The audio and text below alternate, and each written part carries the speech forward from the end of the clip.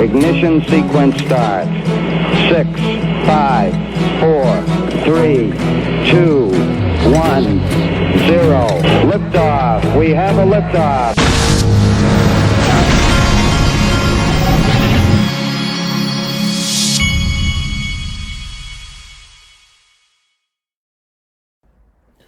Hey everybody, this is the Digital Asset Investor, and I have been carting kids around today, dealing with my 9-year-old today, and then my oldest has a baseball game, and I'm trying to go to that, and I was behind on making my video, so I'm going to get this video done, then I'm going straight to my son's baseball game, and I don't even know if he's going to get to play. It's a varsity game, so he gets to play sometimes he doesn't. So we shall see. Now, as I've told you 1,000 times on this channel, I don't do charts, but I like looking at people who do charts sometimes, and I liked what this guy had to say today. The monthly chart is posted. We are again within the triangle. Breakout is imminent. Hope y'all took advantage of my buy targets in the red box. Had so much hate on my low targets. Then we hit. Now I'm having hate on my high targets. Well, I do not hate anyone on their high targets because I like looking at them. Even, look, in a lot of cases, some of these people may not know what they're talking about. But when I see these, it's interesting for me to look at. And so I figure maybe it'd be interesting for you to look at. So he says, XRP breakout is imminent. $9 to $14 is the target. Now, here's where I think that regardless of what you think of charts, here's where I think this, when I saw that Tranglo, when I saw that Tranglo news piece where ODLs have been turned on for all of their corridors, and we know that all the other things that are going on with Ripple and with XRP, and we know that this loss, we know that in the SEC case, we know that the SEC can never let us see what's in those Hindman emails. They can never let us see any of those things. Against that backdrop, and Jeremy Hogan's tweet, when he said that, I think he said that there's within 14 days of the end of, was it fact discovery, they have to at least sit down and try to settle. So we know that. With a settlement, $9 to $14 is nothing. So I like his targets. I hope he's right. And I like this tweet from Nick Burefado, who's with Link to. Some people tell me they're waiting for the settlement with the SEC versus Ripple before they invest in Ripple at link2.com.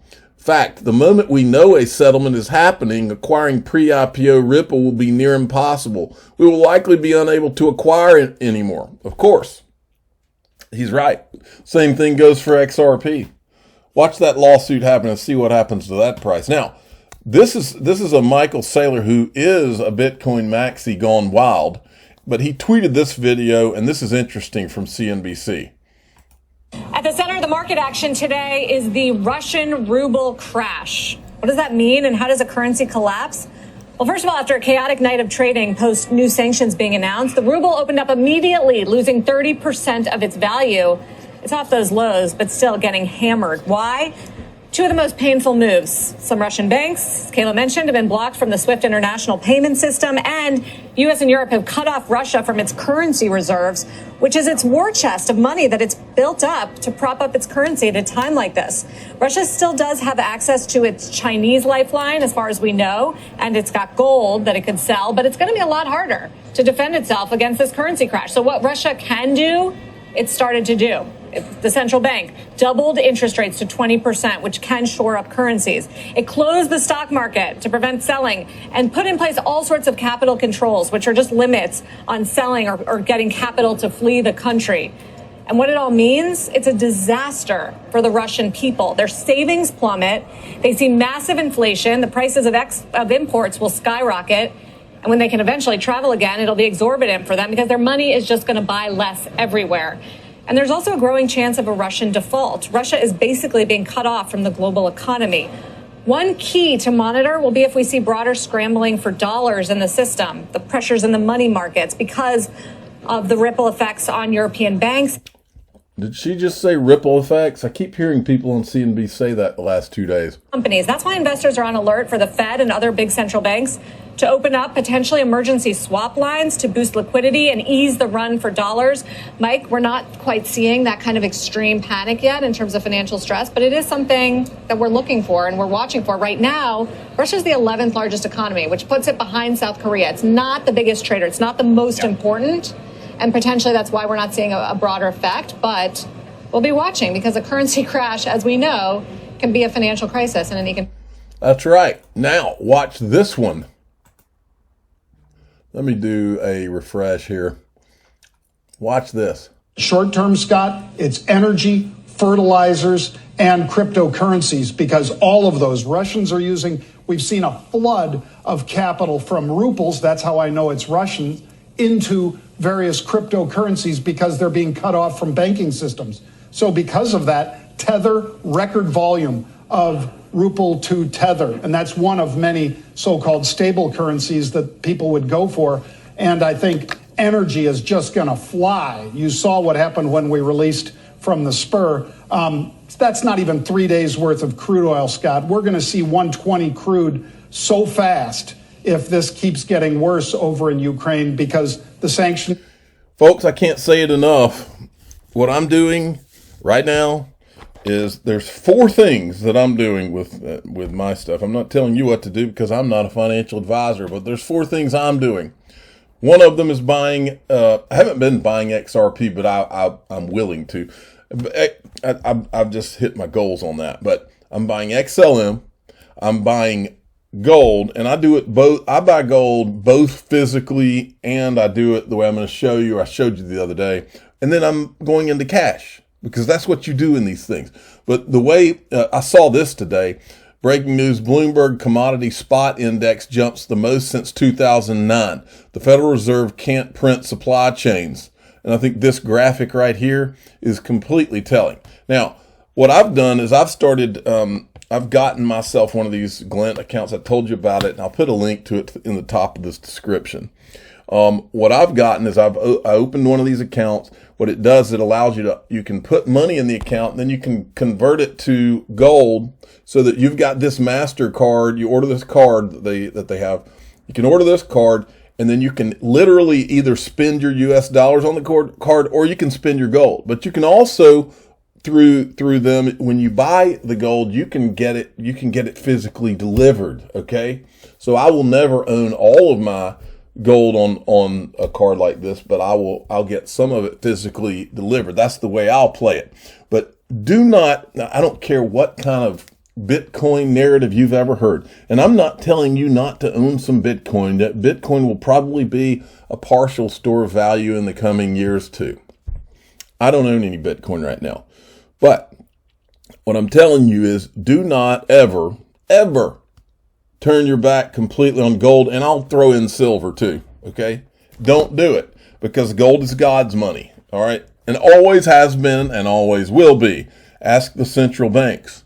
So I'll put a link to the top of this description. In fact, what I'm also doing is I'm getting my son one of these cards because he needs a card now. And I was going to try to teach him about money by giving him the option of buying gold and letting him watch it over time and spend it as needed. But it's really the spending part for me is more if everything hits the fan. And if we've ever been in a situation like that, now's that kind of situation. Russians own 12% of the world's crypto assets. I saw this being running around today. According to Russian associations of crypto economics, more than 17 million Russians, about 12% of their population, are cryptocurrency owners. 60% of the local crypto investors are aged between 25 and 44. According to an estimate, Bank of Russia, annual volume of crypto transactions by Russians reaches $5 billion. So Russia's all in. All right. XRP, Bart sent me this one. This is hilarious. AMC Theaters to accept Dogecoin and Shiba Inu payments in March, CEO says. Well, this is nothing, in my opinion, but an example of a company trying to take advantage of headlines because for some goofy reason, people think that Dogecoin and all that is a good idea. Now, I'm not going to play this video, but I did want to show you the quote. We have a good lead going into that journey of cryptocurrency as well as Web3, says Serena Williams. So there's yet another celebrity jumping into the fray. Eleanor Terrett tweeted this out today. Lawyers connected to the SEC versus Ripple case say they're in limbo right now, waiting for a couple of rulings from Judge Netburn to come down. Notably, the motion to reconsider the SEC request for consideration of the status of the Hindman emails and the response to Brad Garlinghouse's request to disclose notes from a 2018 meeting between himself and the SEC Commissioner Roisman. Lawyers say a decision on the former could be made this week. Write it down, folks. We're never going to see those emails. We're not going to see those emails. They're going to have to make this go away before then. That's just what I say.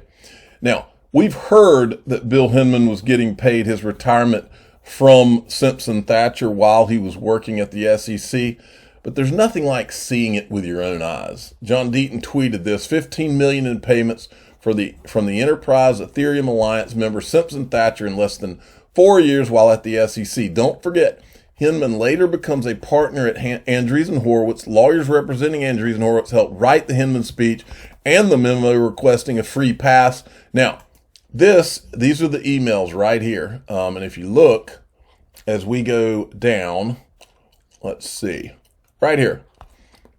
This is from one of the bankers, I guess.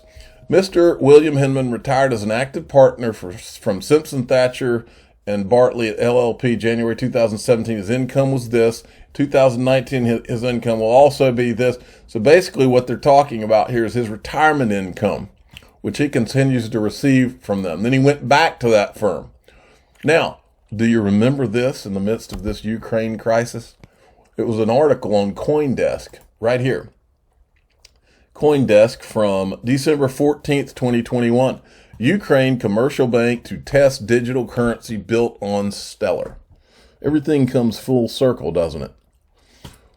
And finally, this Jason Gottlieb did a little thread for Senator Warren about her tweet about cryptocurrencies undermining sanctions. Dear Senator Warren, I'm generally a fan of yours. I am not. I am liberal, progressive, and support many of the things you do, but you're absolutely wrong on crypto, specifically wrong about this issue. Now, his first line here, folks, this tells you why it's so important and how we're going to vote them all out. All these anti-crypto people, they're going to be voted out because part of their constituency is, even though the people like them, there's a large chunk of these people's constituency that love crypto, and they're going to vote them out. And he says, yes, it's possible that Putin has his cronies will use crypto to hide money, but that was already possible and happening with cash, jewels, real estate, yachts. There are controversial ways to stop money laundering that, if we try, work quite well. U.S. sanctions, both pre-existing and newly enacted, will squeeze hard at Putin's inner financial circle. The Biden admin should be praised for these. He's doing a great job managing this horrible situation. But shutting down crypto indiscriminately to Russians would be a disaster. Many Russians are either aghast at their government or are pure innocents who are apolitical and don't support violence, just looking out for their family in a bad situation. But their governments failed them. Anyway, this guy goes on. Right, here's an interesting part. Crypto, for all its flaws and issues, lets people maintain their own independent stores of value. See, he doesn't understand, I don't think. Elizabeth Warren doesn't give a rat's behind about your own independence and your store of value. In fact, she doesn't want you to have your own store of value. Maybe he doesn't understand who he voted for. So I'll stop there. Elizabeth Warren is I don't cuss much on this channel, but Elizabeth Warren is no damn good, and neither is Gary Gensler. That's the fact, Jack. I'm the digital asset investor. I'm not an investment advisor. This is for entertainment purposes only. Please subscribe, hit the like button, and tell your friends and family that Elizabeth Warren and Gary Gensler are no damn good, and they are in all this together. And that's the fact, Jack.